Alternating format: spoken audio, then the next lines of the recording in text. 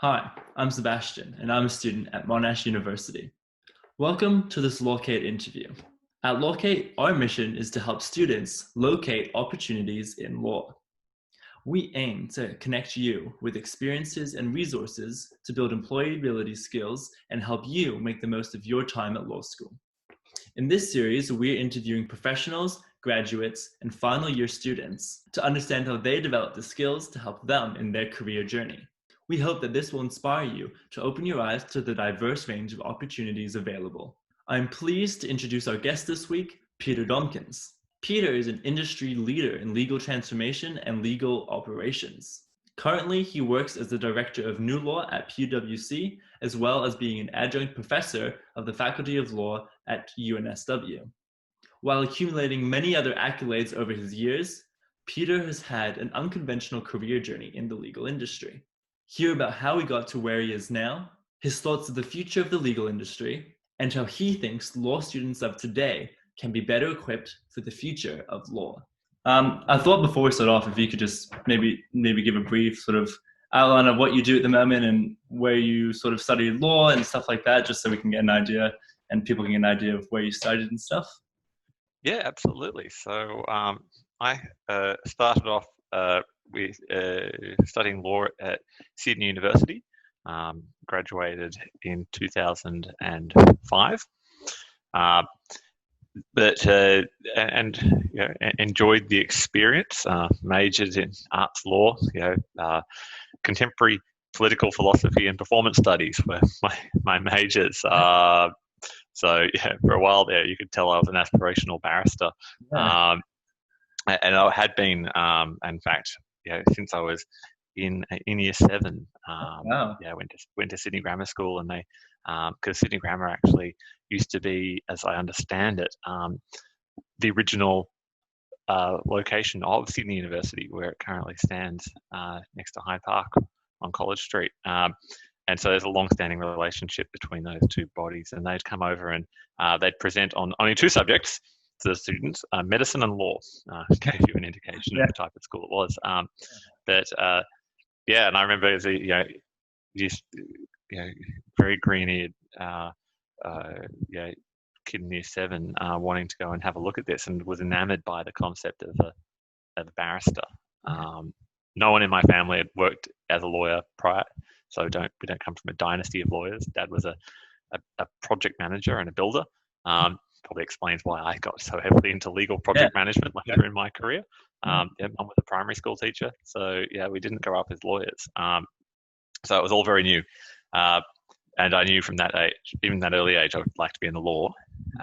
Didn't occur to me until much later on that I didn't really in the end up feeling that criminal law and a barrister in particular was really where I wanted to be, and I'm much happier.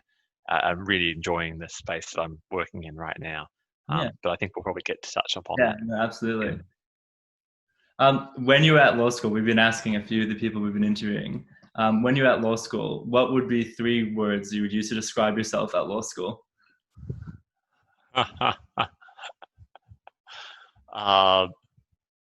Just 3. I could probably do it in 4. Yeah, go. That's fine. Yeah, square peg round hole. Yeah, it was. Yeah, I'd be the guy turning up to our lecture, at least in the first couple of years. I was the guy turning up, wearing bright orange parachute pants, a bright purple top, shoes maybe made out of some sort of bright blue wetsuit material, and rose-colored glasses. And rock up, and others were all very suited and booted and taking things very seriously. So that was me for the first couple of years. Thankfully, a law degree is quite a long degree, as you all know. So you get a couple of years to figure yourself out, and you're still in the degree. So by the time I hit 4th and 5th year, I'd probably started to be a little bit more of the fold. But I was heavily involved in things like the law review. I don't know if you have an equivalent, but student-led productions. I was art director for that for a couple of years. I even was producer for one of the years. So I was heavily involved in that. I was heavily involved in there's a ski and boarders association called Subski that I was heavily involved with for a couple of years. So I tried to involve myself in in some of the more social aspects and grouping aspects of the university had to offer. Mhm. Certainly part of the arts, certainly when you're part of the arts faculty, it's such a broad church. Oftentimes people feel it lacks a sense of community because you can be spread across a myriad different departments. But certainly with the things like the law review, that became quite a close knit Yeah. there were 100 people involved at any one point. But that became quite a close knit group. Yeah. And when you were doing your degree, did you do any sort of practical legal experience while you were working? Or Yeah, I know. My career, was an interesting one. The short answer is no, not until later on. I did a stint as a policy advisor down in Canberra, and then I subsequently kept on. I had a few more stints in that role. Following when I finished up my law degree. I had started to work with my father during that time. Said he was in project management and project management consultancy and advisory, doing a lot of large, complex organizational restructures. And in fact, when I left law school, I then proceeded to work with him for the better part of 5 years. I lived in Malaysia. We followed the work around 3 years in the Middle East. oh wow, So we really spent we worked helped to develop a UN agency. All sorts of very interesting things. So I got some first, and he's quite well known internationally in his area of organizational change and complex project management. So he was former national president of the Australian Institute of Project Management.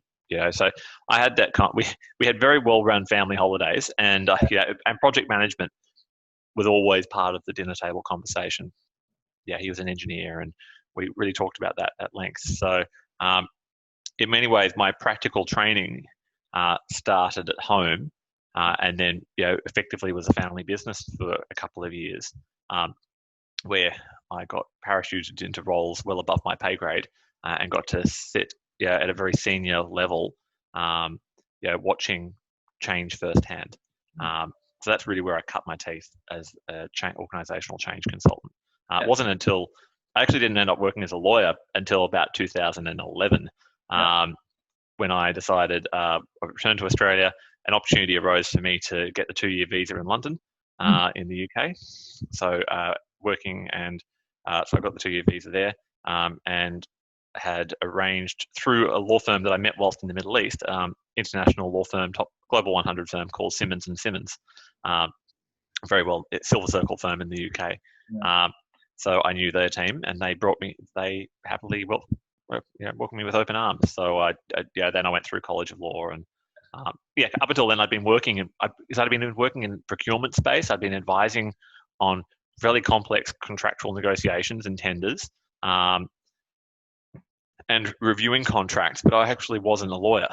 So that's why it deemed, okay, no, it's probably time I really should get on the roll, and so that's what I did. And so then my actual legal experience was primarily in London, and a little bit of time back in the Middle East.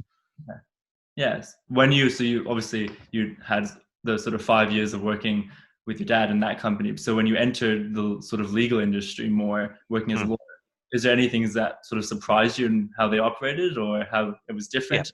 Yeah. Absolutely. I really, because as any lawyer, you pride yourself on your drafting capabilities, and I'm a contract lawyer, a contract specialist. So we're the front end transaction guys and people, right? So I'm not as distinct from say a litigator. But certainly it was the sharpness of the drafting that that became. I've been drafting documents and contracts, and had by that stage even authored a book. But it was the sharpness and forensic attention to detail, which really, as a junior lawyer, got born, really kind of ground into me. The hours were incredible. London is also another gear again. We in half a year we managed to fulfill the hourly requirements that you would normally expect to finish in a year. To kind of give you, it was intense, and not in a good way. So I think that was actually a bit of a heads up for a lot of things about what the profession is and could be or shouldn't be. It was all, and I very soft spot, and nothing but warm words for that firm. But it was still very, very British, and very conservative in some ways. Very forward thinking in others. It had like an incredible art collection, which was going, modern art collection, which would rival any gallery. And, they'd actually have tours, weird dichotomy, but it was, at the same time, in its own approach to how legal work happened. Things like document automation were still, and this is way back, this is nearly a decade ago now. Document automation was still just getting off the ground. Things like legal project management didn't exist. And in fact, to be fair, that the term LPM was only just starting at that point in time in the US and only just starting in the UK. So it was right at the crest of the wave at that point. But concepts like process optimization, things that buzzwords that you hear a lot about now, design thinking, legal ops, none of that existed back then. And that's not that long ago, right? And that's silver circle, pointy end of this, in arguably the birthplace of the common law. No, that wasn't in the industry then. It was an interesting insight into the focus on language and drafting, of clarity, the focus on and the lack of otherwise of tech and process. One little anecdote, if you don't mind, stuck with me, and perhaps it's seismic material because I think it actually was kind of the awakening of me realizing that I could apply my expertise in organizational change to the law. I'd always previously seen them as kind of two separate things, and I realized they could actually go together. I was assisting with a negotiation, and it was to do with this particular part of the negotiation was to do with step-in clauses. For those of you who don't know what the step-in clause is, the TLDR version is that if there's a default, just say, particularly this is in the construction area, because I was working unsurprisingly in the major projects space, the infrastructure space of that practice. But if there's a defect, or there's something that's gone wrong, amiss, then the people who are financing the deal can basically have the right to step in, and instead of just the whole contract being void or terminated, because of default, they can step in and maybe appoint someone else to do the work. Hence this concept of a step-in right. It's quite a powerful right. Not that it's very used very frequently, but it's a very powerful thing. And the problem was the time frames being put, it's all very sequential. Like if A, then B, and if B, then C, and it's a whole bunch of like periods of notifications, and this person's notice and doesn't respond within 2 weeks or 2 days, and then it triggers the next event. It's very kind of just and the problem is the person on the other side had drafted this and it didn't work. It was just logically flawed, right? The time frames just didn't compute. And no matter what I said to this individual, they would not believe that. And so the only way to actually prove it, because it was quite a complex decision tree, I actually mapped it up as a decision tree, as a process flow. And I was like, okay, well, starting at this question, if this, then these two choices, and if this, then these two choices, and so forth. And I mapped it up and basically showed this other lawyer that their logic was broken. It's like, sorry, you get to this point, and it can't go where you want it to go because that doesn't work. And that then actually helped move that discussion forward substantively. But it was realized, there's actually an opportunity here to take all the stuff that I do day to day in organizational change, things like process design, process optimization, logical discussions. There's actually a space for this within day to day lawyering. I think I've still got that diagram around somewhere, as I kept it as a piece of, as a printout, just as kind of a memorable artifact of that time.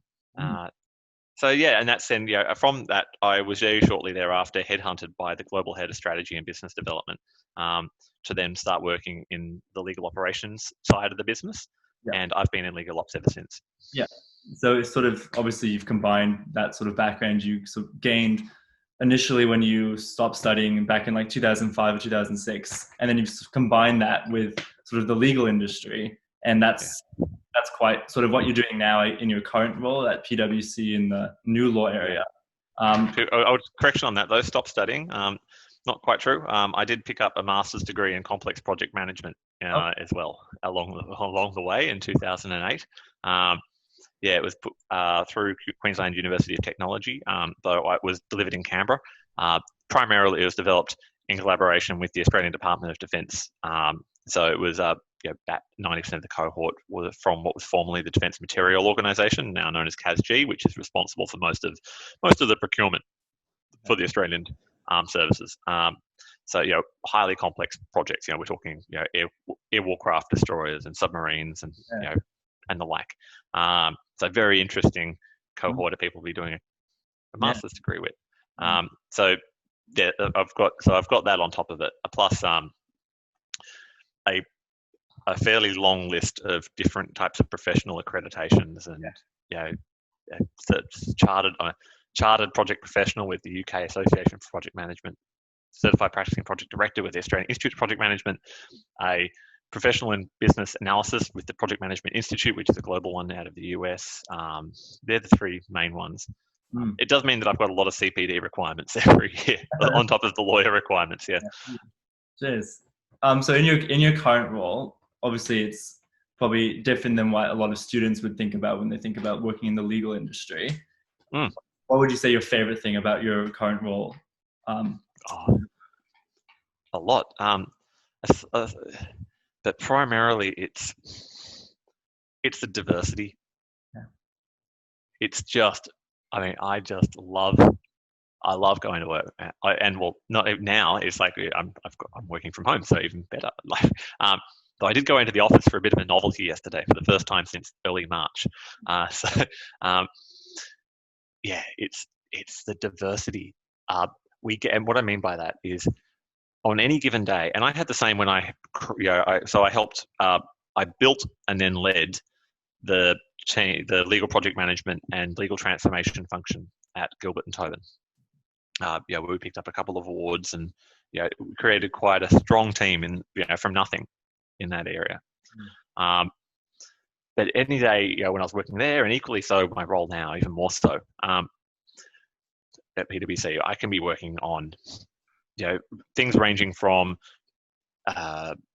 documents, say from workflow legal technology and workflow automation, through to the underpinning data and governance requirements and governance frameworks, and then we can move into reporting frameworks and dashboards. We can then start talking, we're talking about organizational design and restructuring of how the legal teams function. Actually, how their teams are structured, who they report into, and how many specialists versus generalists do we need. We can talk about outsourcing and to what extent can we identify what type of work could be automated, what type of work should be done in-house, and what type of work should actually be given to either a nearshore or offshore resource, and then putting in places the processes to do that. We can work out as part of ways of working also new competencies. Teaching lawyers about legal project management, about continuous improvement, about leadership and innovation. These are it's a very, very day to day, it's a immensely rewarding and broad area that we're looking at, which covers all aspects of people, process, and technology. In consultancy land, they're basically they're the three pillars that pretty much every consultant at day one gets taught: people, process, and technology. And we play across all three. I mean, the other fun part about being a juggernaut like PwC, the place employs about 280,000 people globally, right? It's an army. It's an actual army of people. And you can be guaranteed that there's going to be someone in the business that it doesn't matter what comes up. And we got told this actually on day one by a very experienced partner who'd been there many years. Doesn't matter, what happened, what new idea or issue arises, you can be guaranteed there is someone in the business that's a very good expert in that area. You just got to go find them. But what I love is that there's a depth of expertise and methodology and approach So yeah, I don't pretend to be an expert on all things. I know, a bit about a few things, but it's great to be able to go and talk to genuine experts. Like we had a project recently where I was talking to to PwC Australia's Chief Data Officer, CDO. Brilliant, and just the ideas that you get to have, or people that work really heavily in the learning and development space, or people in organization space, or the CFO advisory team, or strategy and team. We've got a whole floor devoted to people that just do design thinking. Called The Difference. There is just and that's the bit you can see me kind of actually probably getting a bit excited as I talk about this. That's the fun part. So for, the fact that I'm not just doing the same type of work every day, day in, day out. I get a huge amount of variety with new people, new processes. Fundamentally, they're all projects. So I can take some of my foundational skills in project management, change management, and process design, but it's adapting them and applying them to a variety of different scenarios. That's the bit that I find just so rewarding and so exciting. Yeah, absolutely. I remember when you talked at our Monash Law Ambassadors workshop, talking about how the legal industry hasn't changed much since its foundations, really. I remember you showed us that picture of how medicine's changed and how the law industry hasn't changed. Do you find in sort of your role that the legal industry can be a bit sort of resistant to change? Totally, absolutely. And why I've got a job, why I've got a day job. If they all this changed because I said so, it'd be very satisfying, but it wouldn't be a very long-lived career. So yes, immense resistance to change, and possibly more so than other professions. In fact, we've got I had a part paper that I've developed with a colleague, a UNSW colleague, and on this, underpinning causes of resistance to change within the legal profession. And yes, it's certainly a negatively defined profession in the sense that it doesn't it doesn't reward heroes. That no client wants to hear, or maybe it's a brave client that wants to hear, hey, well, there's this approach, and this approach has been proven to work for the past couple of decades. In fact, there's a whole bunch of precedent around this approach. This is the way to do it. This is the way the courts want it to happen, and this is where all the legislation and case law is pointing to. But I think we should try something new, and I want to experiment on your case. That's a brave lawyer, and that's a brave client. Absolutely. So in terms of the legal delivery, some of those. So that's what I mean by it's negatively defined. It's retrospective looking. The whole idea of stare decisis, you're bound by previous decisions, so you're always looking in the rearview mirror. And I think that also then has an impact upon. Unfortunately, that bleeds because that's the what, right? That's the what. That's the substance. But I think unfortunately that retrospective focus on the what bleeds also into the how. Okay. So the only way to do things is the way we did them before, and that includes process and and tech and ways of interacting. And so, and I think unfortunately that is why we see the difficulty, because quite rightly the law bit needs to be looking. Ideally, it's looking forward as well. Like, where's legislation going to change? But you are bound by the current reality of the scenario, and you need to advise on that and understand where it's coming from in order to see where it's going to. But that doesn't mean that how you deliver it needs to have that same backward-looking focus. In fact, there's no reason you can't be quite radical and quite forward-thinking in how you do the work. And I think that's the jump. That's the mindset shift that we're now seeing. COVID and other significant events. Certainly, it's a bit of the 1-2 punch from the GFC, global financial crisis, from about a decade ago, and now this with COVID, have really, as a bit of a left-right, have, I think, really kind of knocked, to continue the analogy, knocked the legal profession forward. And despite itself, they've had to adapt. We've seen courts adopting Zoom. Judges getting onto Teams. Like, it's happening. It's happened, and they were the they were the biggest Luddites sometimes of the lot. but I'll be next month delivering a LPM training session, so legal project management training session, to the New South Wales Barristers Association.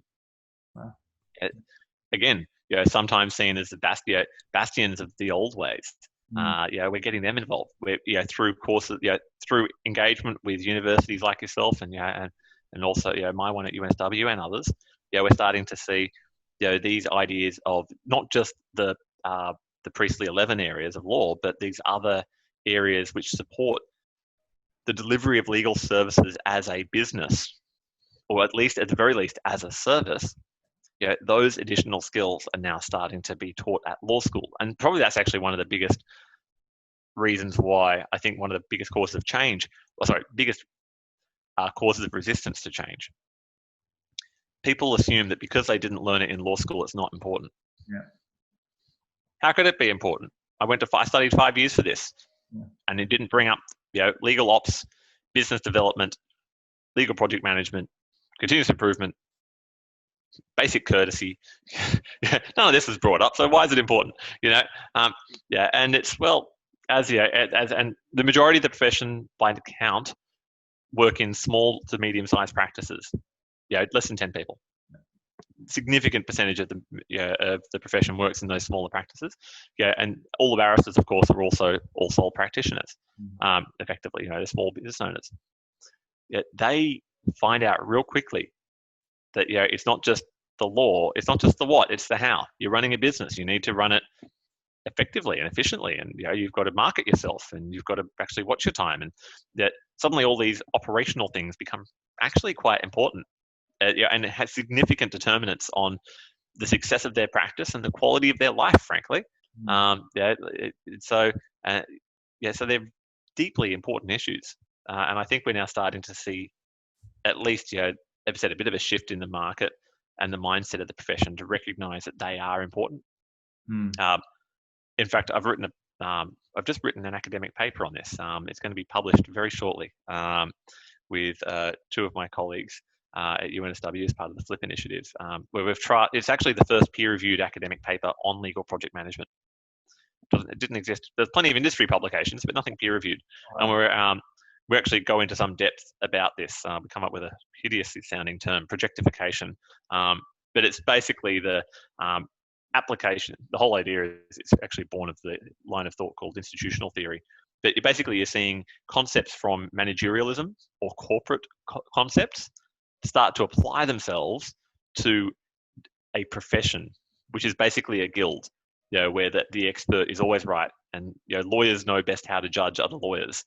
Well, actually, no. We're now starting to see lawyers recognise that they need to operate like businesses, or at least law practices, and that's applicable just as much to private practice as it is to in-house legal teams.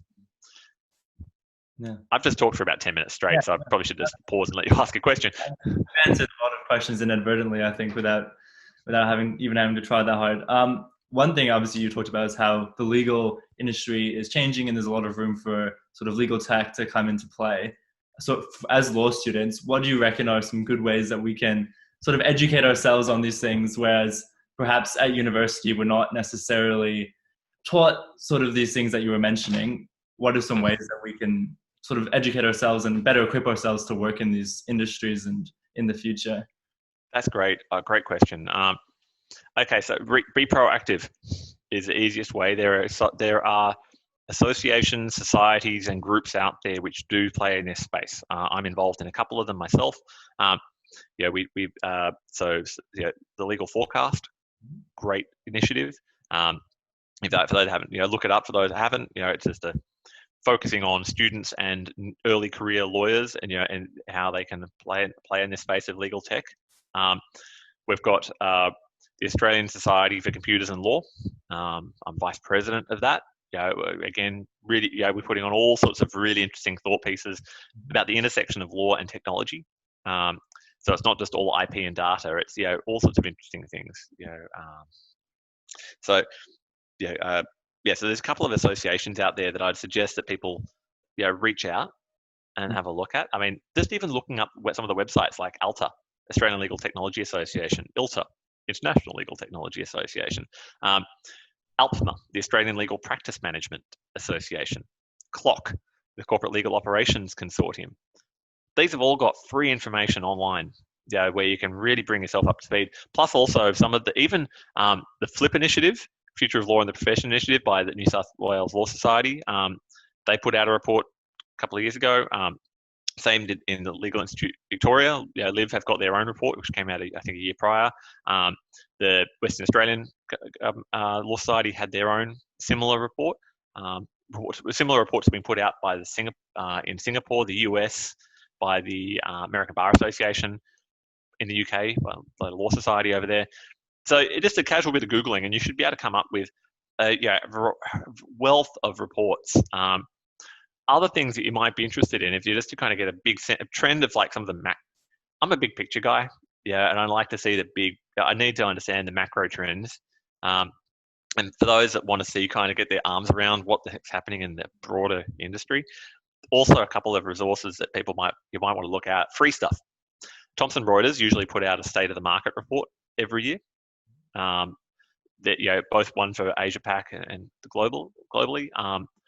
Another good, Australia, the Association of Corporate Counsel, ACC, they put out annual reports as well. Again, free. Obviously, they're focused on in-house. Clock put out in-house focused reports. There's a Altman Wheel, ALTMANWEIL, put out, again, free reports. They put out great stuff every year. Global benchmarking surveys looking at in-house and private practice. So and these are short reads, maybe 10, 20 pages each. But what they do is they just give you a sense of what's happening in the broader market, kind of get you a step back from just being a lawyer, doing the day-to-day legal work, and understand the bigger picture of what's happening to your industry.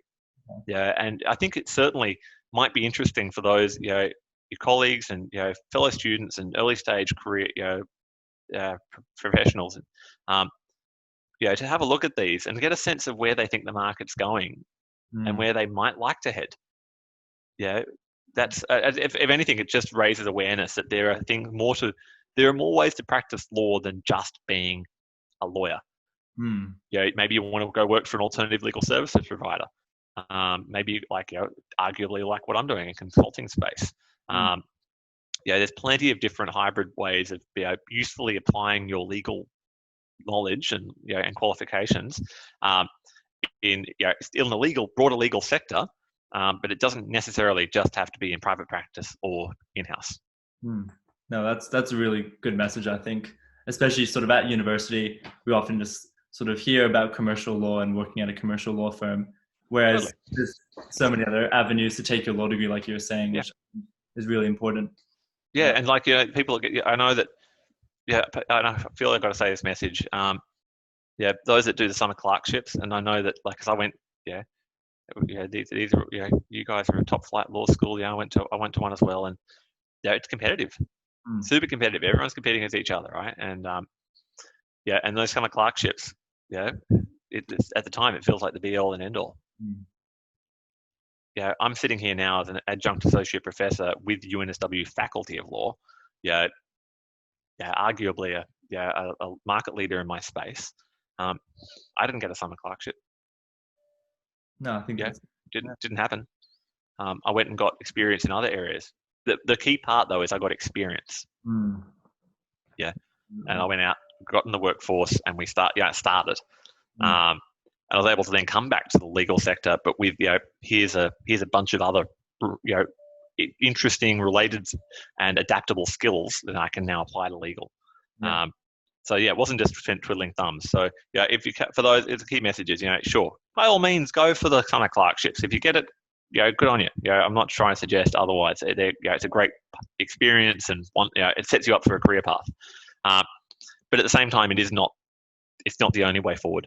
And you can certainly have less conventional ways to still have a very satisfying and successful career in the legal sector.